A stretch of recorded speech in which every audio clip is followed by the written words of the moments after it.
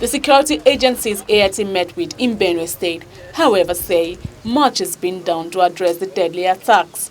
Colonel Muhammad Inua is the commanding officer of the Nigerian Army 72 Special Forces Battalion in Makurdi, and his unit is involved in the operation against the rampaging herdsmen and other criminals. We have been able to deploy in most of the hotspots where the clashes are always recurrent and where you normally have a lot of crossings from other states by the herdsmen into the state. We have 4 operational bases where we have our troops that are there 24 hours.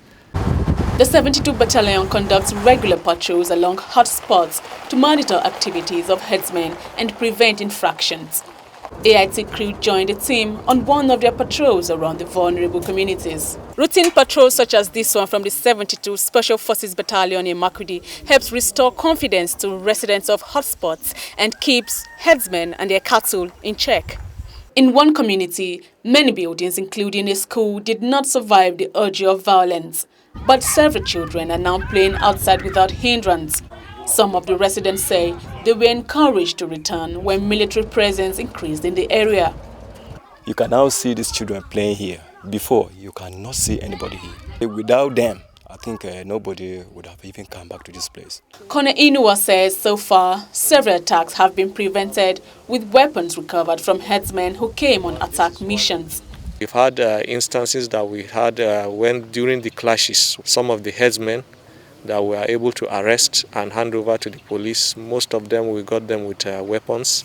Also, some of the militias and other criminals that we have arrested, we got these weapons.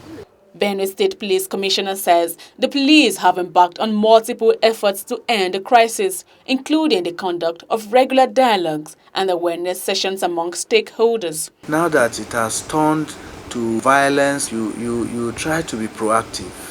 And that means you have to, from time to time, create situation of dialogue. You bring them in, put them on the table, talk to them, identify some of those areas where they are feeling bad, and then address it. But the lawmakers in the Benue State House of Assembly are pushing a different agenda. Benjamin Adanyi is the House Majority Leader.